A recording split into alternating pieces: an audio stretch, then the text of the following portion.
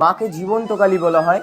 মা জীবন্ত এর প্রথম কারণই ভক্তরা মায়ের কাছে এসে কোনোদিনও খালি হাতে ফিরে যান না। আর মাকে এখানে 5 বছরের বাচ্চা মেয়ে হিসেবে পুজো করা হয়।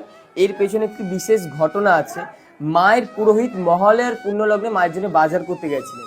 এবার বাজার করতে গিয়ে দেখছেন একটা ছোট্ট 5 বছরের বাচ্চা মেয়ে পুরো মা কালীর মতন সেজে সবার কাছে ভিক্ষা চাইতে হুট করে আমাদের যে পুরোহিত বাজার করছিলেন তার কাছেও ভিক্ষা চায়। পুরোহিত তখন তাকে ধাক্কা মেরে ফেলে দিয়ে বলে, যা কাজ করিয়ে খা। বাচ্চা মেয়েটিও তখন গা ঝাড়া দিয়ে বলে, আমি যদি কাজই পেতাম তো তোর কাছে ভিক্ষা চাইতে আসতাম। এই বলে বাচ্চা মেয়েটিও চলে যায়, আমাদের পুরোহিতও চলে যায়। মা শ্যামসুন্দরীর প্রতিটি অমাবস্যা অন্ধকারে পুজো, মানে কোনো রকম বিদ্যুতের জিনিস লাইট জ্বলে না, কেবল ঘিয়ের প্রদীপ। ওদিন মহালয়ার অমাবস্যা অন্ধকারে পুজো হচ্ছে। অন্ধকারে পুজো করতে করতে পুরোহিতের হঠাৎ মন বলছে যেন মা নেই, কিন্তু পুরোহিতের মন আবার বলছে মা তো কালো, তাই হয়তো অন্ধকারে দেখতে পাচ্ছি না। তাই পুরোহিত ঘিয়ের প্রদীপ নিয়ে মায়ের মুখের সামনে যায়, দেখে সত্যিই মা নেই। আর মায়ের নিচে শিব ঠাকুর, উনিও পুরো মৃত মানুষের মতন শুয়ে আছে। এই দেখে পুরোহিত থমকে আবার কিছুক্ষণ পরেই পুরোহিতের পেছন থেকে ছুম ছুম করে নুপুরের আওয়াজ হয়, আর ধাপ করে শিবের বুকের উপর একজনের ডান পা পড়ে। আর যেই বাচ্চা মেয়েটাকে ধাক্কা মেরে ফেলে দিয়েছিল সেই বাচ্চা মেয়ের মুখ ওই অন্ধকার থেকে বেরিয়ে আসে। আর মা তখন মানুষের কণ্ঠে বলে, দে চাল কলেতে দিবি নামায়।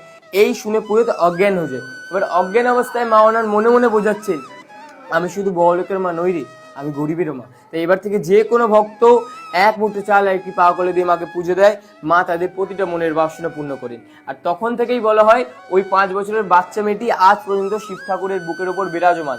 আর মাকে যখন দর্শন করবেন তখন অবশ্যই দেখবেন মায়ের বেদির নিচে 9টি বিগ্রহ আছে, নবগ্রহ বিগ্রহ।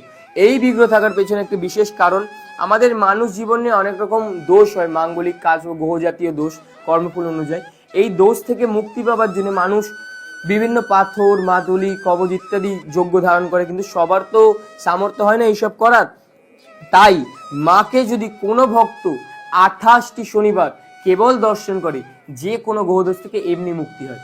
কোনো রকম পাথর, মাদুলি, কবচ ইত্যাদি কিছু লাগে না, কেবল মায়ের মুখমণ্ডল দর্শন করতে হয় 28টি শনিবার। তাই অবশ্যই মাকে নিজের মনের বাসনা জানাবেন, মা আপনাদের প্রত্যেকের মনের বাসনা অবশ্যই পূর্ণ করবেন। জয় মা শ্যামসুন্দরী।